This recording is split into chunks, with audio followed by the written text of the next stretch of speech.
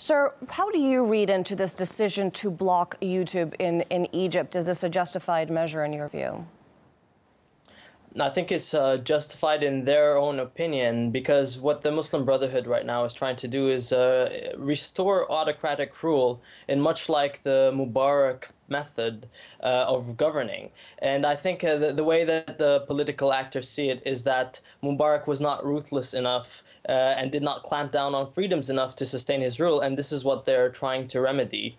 The YouTube verdict comes in light of many other decisions that clamp down on freedoms, and it's no surprise that they will try to install the infrastructure necessary to clamp down on various websites that they see as a threat to their rule. One other thing we've seen as well is admins of Facebook pages who are critical of the Muslim Brotherhood are being targeted, and we've seen one death in the clashes last week.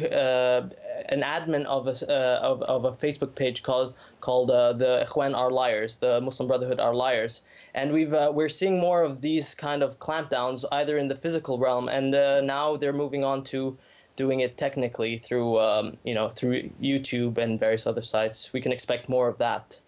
Well, sir, if we can expect more of that, I mean, the reason that the whole Egyptian revolution happened in the first place is because people were frustrated with the situation with the government. They wanted more freedoms, more so-called democracy, more of a chance to have their say in their own future. So if these kinds of clampdowns are now happening again at a stronger, higher rate, do you think that Egypt could be in for yet another revolution, in fact?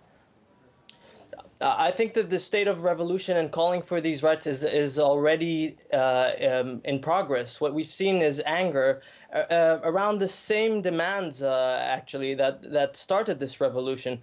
We're going to see more waves of protests, and we're going to see more violence, because if you look at the situation in Egypt, the regime did not die. The symbols just changed. We just have new people following the same rules. So we can expect more unrest, because people have still not gotten what they asked for 2 years ago.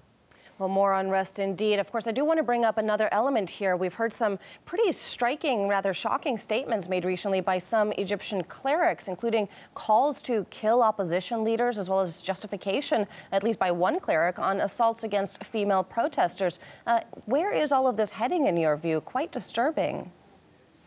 The fight between the regime and the people exists about clamping down on freedoms and dissent.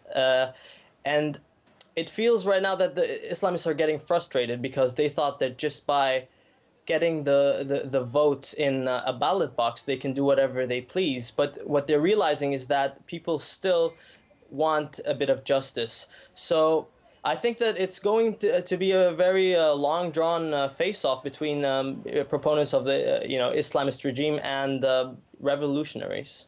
All right, well, long-drawn face-off indeed. Thank you so much weighing in there, Egyptian journalist and blogger Wael Eskandar.